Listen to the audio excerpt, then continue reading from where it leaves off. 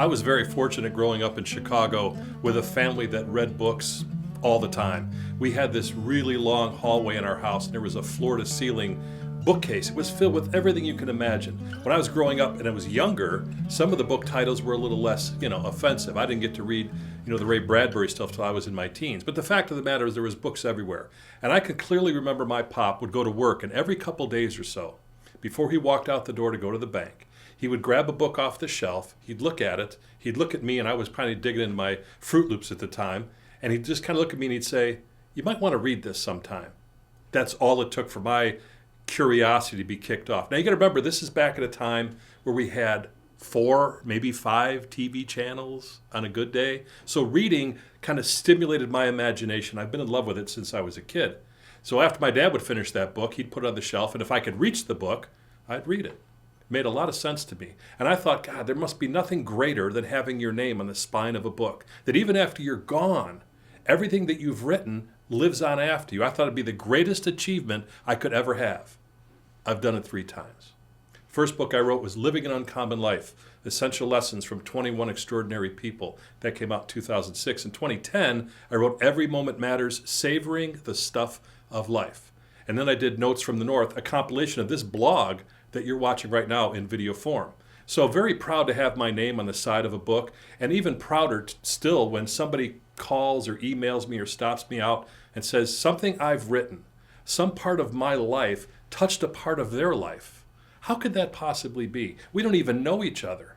But because the way the human condition is set up, we're all kind of in this little metaphysical biosphere, if you will, and we all have these similar experiences. So whether you're a parent or a grandparent or a worker or whatever I've kind of gone through, people can assimilate that. It always goes back and forth. So when I wrote Living an Uncommon Life, there was 21 people that I put in that book that were heroes of mine and friends of mine and co-workers of mine and people that just made a huge impact in my life. And it wasn't that they created the lessons that I wrote about, but they lived them in such a way that it impacted me in such a way that my life changed. That's what a book can do for you if you read it and you assimilate it into yourself, kind of like osmosis over and over again. I wouldn't even be doing the work that I do now if John Denver hadn't said to me in the bowels of the Wang Center in Boston, "Do you know that your voice matters?" No one had ever asked me that. And 2 years later, I'm standing at John's request on the Aspen Music Tent talking to 5,000 people from around the world before I'd ever been radio guy or producer guy or author guy or speaker guy. He saw something in me I didn't see in myself, and I was able to bring that out. He's in the book. I think a lot about my friend Walter Payton, who passed away about 15 years ago already. And I spent enough time around Walter for a couple of years to realize something really, really important. The bottom line is this: tomorrow is promised to no one. He lived his life in such a way it was like 4 lifetimes full. But when he died at the age of 45 from liver cancer, the world took a huge hit.